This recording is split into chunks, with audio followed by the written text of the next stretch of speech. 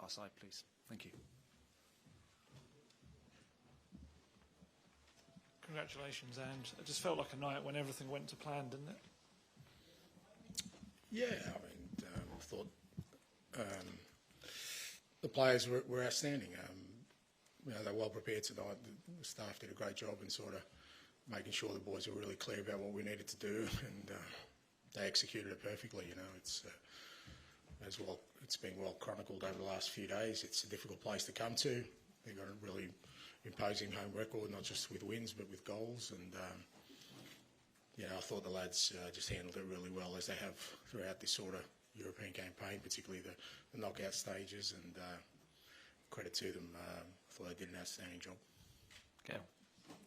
Praise the players there, but how proud are you, after everything you've gone through this season, to be leading this side out in a Europa League final?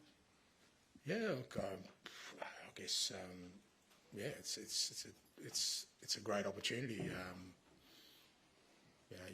It's kind of fourth year in European football. There are plenty of people who've been in European football for a lot longer than I have that haven't got to a final. So you kind of understand that, it's something that you need to kind of appreciate, and I certainly do that. I haven't really thought a lot about it because obviously the focus is on tonight, but more importantly, just really sort of pleased for the players and the staff, and particularly our supporters. There's a few hundred here tonight who sure will remember this night, and thousands back home who, we've given them some real hope and something to dream about, that we can do something special this year. Well, Ange, congratulations. Can I get your reaction to just getting United in the final, obviously an all-English game? The stakes are high. Obviously, both of you have struggled domestically this season, but it's a chance to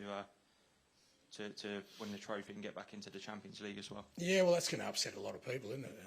There'll be debates now raging. I've heard the latest one is that neither of us will be able to get a trophy if we win. We're just going to take a team photo because we're not worthy. I mean, who cares if we're struggling in the league? Why is that important? If it's so easy to get to a final, then why doesn't everyone who finishes in the top three do it? I mean, it's a separate thing. It's got nothing to do with league form. We understand our league form hasn't been great. We understand the struggles we've had. And a lot of them are because of the situation we've been in. But how that diminishes the achievement of getting to a final. Like I said, this club and others have finished, in first, second or third in the Premier League, or, and haven't made finals. So, why should that be diminished? I couldn't care less who's struggling, who's not. It's going to be, I think both us and Manchester United have earned the right to be there. I think we've probably beaten teams that will be in the Champions League next year on our road to getting there. So looking forward to it. Should be a great game. Tom.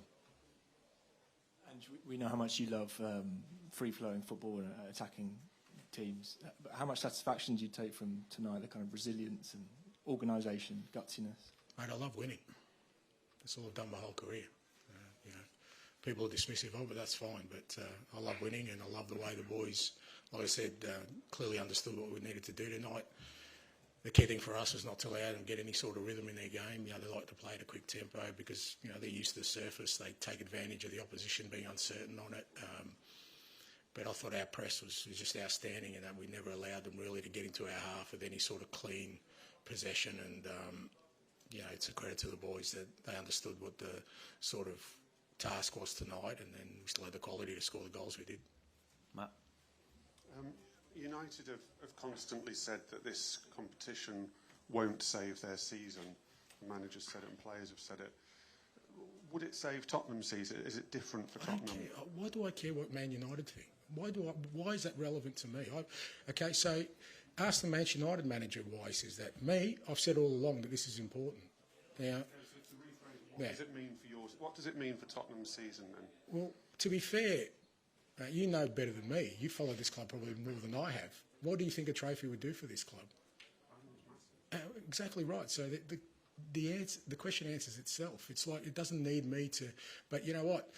What's happening right now is that people are fearing that it actually might happen. And because it might happen, let's see how we can tear it down somehow, diminish it somehow by, saying that it's been a poor season and it's, we don't deserve this or we don't deserve that, or somehow comparing us to Manchester United. Maybe if we had Manchester United's success, maybe I'd have a different view. But I came into this role, like you said, you know better than me. I could have been sitting here exactly the same time in 5th position. And I guarantee you that the commentary around me would be, well, that's great, Ange, but this club needs to win something.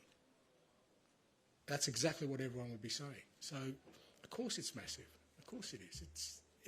Because you have to frame it against what, this club has been through over the last 15, 20 years, what the supporters have been through. Man United have got their own, journey to go on, and maybe if they go 15 years without winning something, they'll change their perspective on things as well. Jacob. United obviously a team that kind of have a knack of winning trophies in the last couple of years, but when you see the kind of professionalism and resilience that your team have shown in the away games in Europe, do you see that they're ready mentally for this final? Look, it's, again, sort of a final's a kind of unique sort of standalone game. It's, it's a bit different to everything that you do in the build-up to it. So, but if you're talking about resilience and adversity, this group of players has had it in bucket loads this year. We're still dealing with it. We're losing players, key players, and yet, they've still found a way to stick together, to believe in what we're doing, and that gives me the belief that the challenge we have of trying to overcome a sort of tough opponent in a massive game. I know the lads have got it within them to rise to that. George.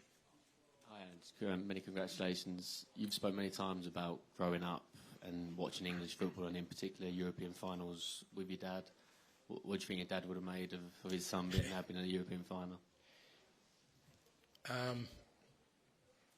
Yeah, look, I mean, I don't know, there will be a time when I reflect on all this stuff, but, it's just, I've got friends who I grew up with who are now, I know probably booking tickets to Bilbao that, for all intents and purposes, I'll be on the touchline, but almost with the imposter syndrome, I should be in the stands with them, because that's where I've come from. But it's it's my 4th year in European football, and I get the opportunity to lead a team out in a European final. I think that's it's something I will look back on, but I'd rather look back on it fondly with a positive memory on the day. But yeah, not just my dad, my family. My wife was amongst the few hundred here today, cheering on with the away end, and credit to her. And 2 boys, it was a school night, but I promised them a trip to Bilbao if we got through. So there's so many people that who take the knocks and feel it more than I do.